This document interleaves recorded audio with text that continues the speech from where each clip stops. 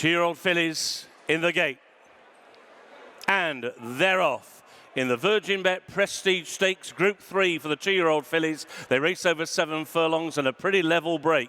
Showing speed in the centre is Spinning Lizzie. Right up there with her towards the inside is Jennifer Jane, and out a little bit wider is Precise. At the moment the favourite Moon Target is wide and towards the rear of the field as now they race through the first quarter of a mile and into their first turn, and it sees Jennifer Jane now running the rail and just has the lead over Spinning Lizzie, who races in second. Still a wide trip for Precise in third. Aidan between fillies is in fourth. Orion's Belt against the rail is in fifth. Then Moon Target is in sixth, and urged to get closer at this point by Luke Morris. The back marker is Sukanya, and they're now through halfway. Coming up the home straight, and Spinning Lizzie heads them down towards the final three. Her lead now is 3 parts of a length over Jennifer Jane against the rail, now being ridden along Precise and Aidan. Then on the inside rail, Orion's Belt in a pocket towards the wide outside. Moon Target still being urged to try and close, and Sukanya is the back marker. They're racing down towards the final furlong and a half, and it is still Spinning Lizzie and Holly Doyle who have got the lead. Here's Precise now, and down the wide outside, Moon Target now begins to stay on. They're racing down towards the final half furlong. It's Precise against the rail. Down the outside is Moon Target.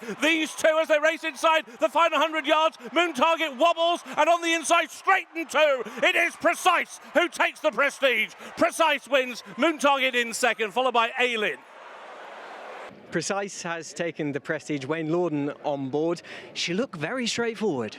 Yeah, she's always shown that she's very straightforward at home, does everything to her ease.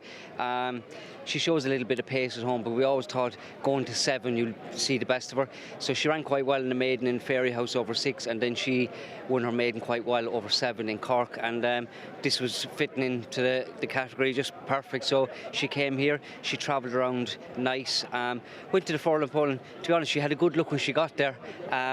So look, that's a nice sign that, you know, I wasn't completely empty when I hit the line. So she hit the line well, so maybe going up another furlong is an option as well for her. Which was similar at Cork as well. She had a bit of a look when she got to the front there.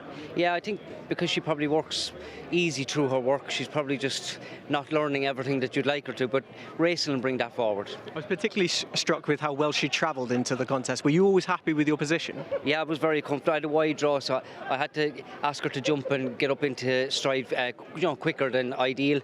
But when I got across, I was able to sit where I was, and I was very happy. So look, it just worked out well, so it was good. She's a very good-looking filly as well, really well put together. Good-looking filly, and there's a bit of height to her as well, and there's plenty of strength to her. So, you know, I think she's going to stay improving. And personally as well, nice to be back at the scene of 3 weeks ago.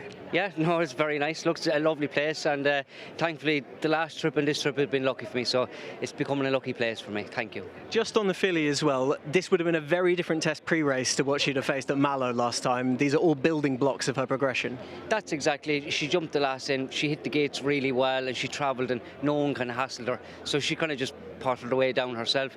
But today she had to jump out and learn how to race with horses around her as well, you know, even though I'd known on the outside, you know, horse in front and behind her. So as I said, it's a learning curve, and she's making every step nicely. Well done. Thank you. Thanks, Wayne. Thank you. Watch live racing now on racingtv.com.